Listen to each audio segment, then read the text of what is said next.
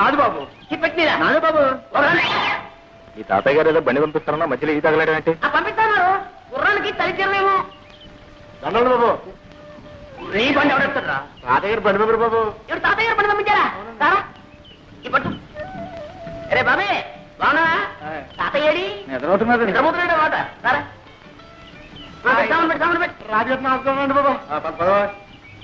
ఎక్కడే ఎక్కడ? అరే మా తాతయ్యను ముత్తాత కలిసి వేయించారనమాట. కొంచెం కొంచెం అప్పుడప్పుడు గతులు. నీకే చెప్పేది కొంచెం నిదానం పోనేవయ్యా. ఏంటది? ఆయన ధర్మరాజు ఏంటది? రైలు అయింది, బస్సు అయింది, పడవైంది, ఇప్పుడు ఈ పల్లకీసావా? నా ఒంట్లో ఉన్న ఎముకలన్నీ టపటపామని విరిగిపోకునిపే నా ఖాళీ బుద్ధి చెప్పుకుంటాను. నిదాన్ని నువ్వు దారులు తెలియక ఇబ్బంది పడిపోతావురా.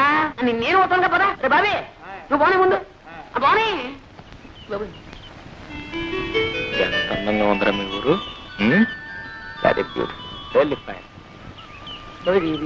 Very fine. చూసినాడవరా? ఈ కనపడే తోటంతా మా తాతయ్య గారిదే.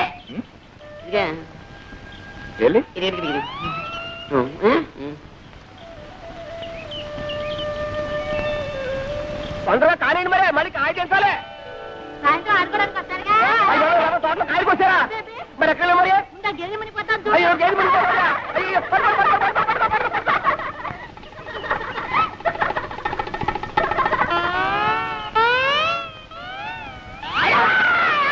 ఎవరు?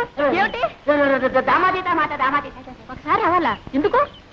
ఎందుకంటే సావిత్రి. నా పేరు సావిత్రి కాదండి, వరలక్ష్మి. నీ పేరు వరలక్ష్మి కదా. చిన్నప్పుడు ఇంత లంగా వేసుకుని, ఇంత జాకెట్ వేసుకుని, ఇంత జడ వేసుకుని, ముక్కు నిండా కీవిడి అసహ్యంగా ఉండేదాన్ని. అమ్మో ఇప్పుడు లంగాలు, ఓణీలు, కొబ్బరి ఉండాలు. ఎంత ముద్దొస్తున్నావో. నన్ను ఎవరు అనలేదండి, బాగున్నావని. ఎవరు అనలేదా పాపం? నేను అన్నా అనేస్తున్నా. ఎంత ముద్దొస్తున్నావో.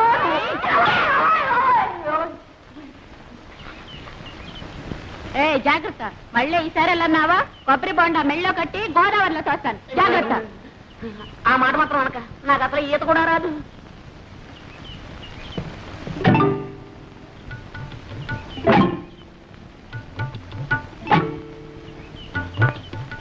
మమ్మల్ని అయితే కొట్టాదని శ్రీలక్ష్మి ఏం చేస్తా? శ్రీలక్ష్మి అయితే మహాలక్ష్మి అయితే ఊరుకుంటారేంటి? ఎక్కడా లక్ష్మా? ఓ లక్ష్మా, లక్ష్మా.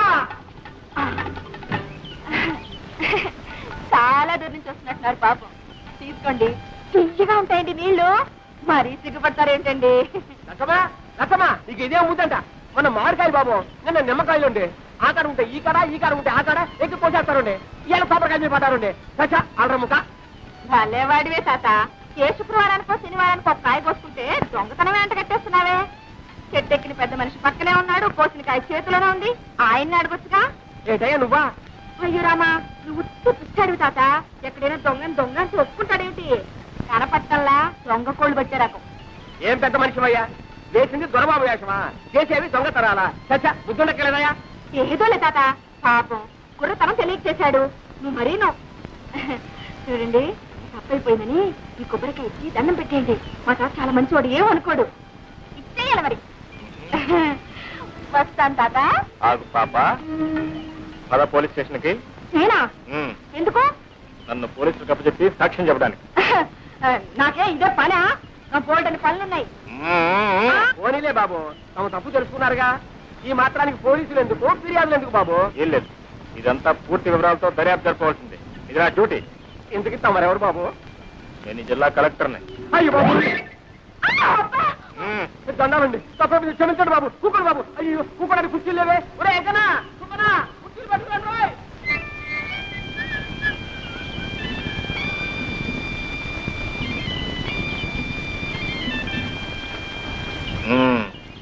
ఏం పిల్ల?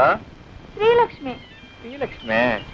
అవును, నేను చెట్టు ఎక్కుతుండగా కాయ కోస్తుండగా చూసావు కదా, చెట్టు దిగుతుండగా కూడా చూసావా? అబ్బే, మీరు చెట్టు ఎక్కలేరు. ఎక్కించినా దిగలేరు కూడా. అయితే ఎందుకు అబద్ధాలు చెప్పారు? అయ్యో, నేను ఎప్పుడు అబద్ధాలు చెప్పనండి. ఏదో ఇలా కష్టాలు వచ్చినప్పుడు, ఎవరినైనా ఏడిపించాలని బుద్ధి పుట్టినప్పుడు అప్పుడప్పుడు. కొబ్బరికాయలు దొంగతనం చేయడం తమకు వచ్చిన కష్టం? అయ్యో, నేను ఎప్పుడు కొబ్బరికాయలు దొంగతనం చేయనండి.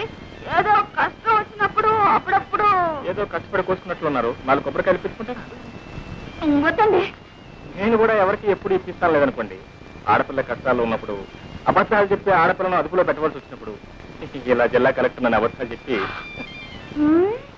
ఏ భయపడ్డావా పాపం? నేనెవరికి భయపడినా, ఏవో కష్టాలు వస్తున్నాయని అనుకున్నప్పుడు, అవి తప్పించుకోలేనేమో అని అనుకున్నప్పుడు తప్ప.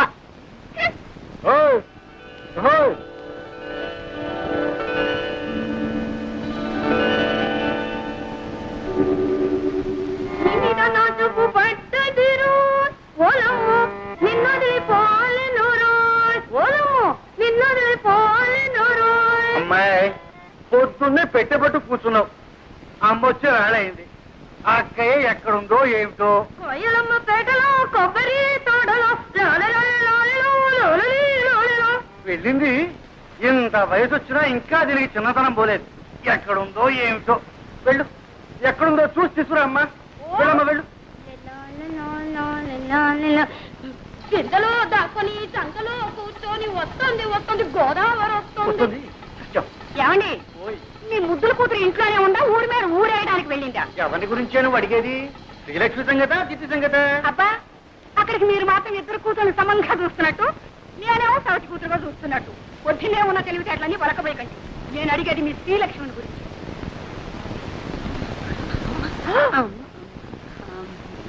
ఏమండి, ఎక్కడికి వెళ్ళిందంటే గుళ్ళ గంటలాగా గుడ్లు మిడకరించి చూస్తారేమిటి? పొద్దున అనంగా పూజలో కూర్చొని ఇప్పుడే తెవల్తాం. రారా అమ్మ కూడా ఇవ్వు. చూసావుటే, అది అక్షరంగా ఇంట్లో కూర్చొని పూజా పురస్కారాలు చేస్తుంటే కొబ్బరి తోటలోనూ మామిడి తోటలోనూ తిరుగుతుందని ఒకటే గోళ. ఓడి దర్శి ఇంట్లో ఉంది కానీ నీ పెత్తనం అయితే అంతే. చూడు, ఈ 2 రోజులు బిల్లు కదటానికి వీల్లేదు, తెలిసిందా? మళ్ళీ అమ్మాయికి పెళ్లి చూపులా? అబ్బే, అమ్మాయి కాదు నీకు. అది కాదు. చూడండి, ఈసారి ఖచ్చితంగా చెబుతున్నాను. తండ్రి కూతుళ్ళు కూడబలుకుని నేను తెచ్చిన ప్రతి సంబంధాన్ని కాదు అంటున్నారు. ఈసారి అలా జరగడానికే వీలు. అది కాదు, పెళ్లి కొడుకు ఎవరు అని. మన పేర్రాజు గారి మనవడు ధర్మరాజు. రాజు గారికి అంత మనం ఉన్నట్టే. మీకు ఏం తెలుసు కనుక ఇది తెలియడానికి. సోదమ్మ కొడుకు పట్టణంలో చదువుతున్నాడు. నేను అన్నీ మాట్లాడే వచ్చానండి. ఊరుకోమ్మా. పొలంలో దింపినకాయ జాగ్రత్తగా పట్టండి. అలాగేనండి.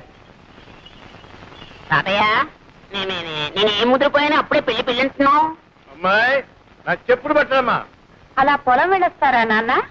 పొలం కాదమ్మా, నీ సుపుత్రుడికి కాస్త దేహ శుద్ధి చేద్దామని. ఊర్లో ఎంతమంది ఉన్నా సరే నేనే లోకు నీకు. నోరు మీరా రాధా. నేను చూసే నేను దొరవట్లేదు. అదో ఆ గేదె కొమ్ము లాంటి మీసాలు దొరుకుతున్నాను. రేపటి నుంచి చూడు, నేను మీసాలు పెంచేస్తాను. అప్పుడు నీ గతి. ఒరే ధర్మ, ఇలారా. ఏమిటమ్మా? ఏమిటి ఏమిటి?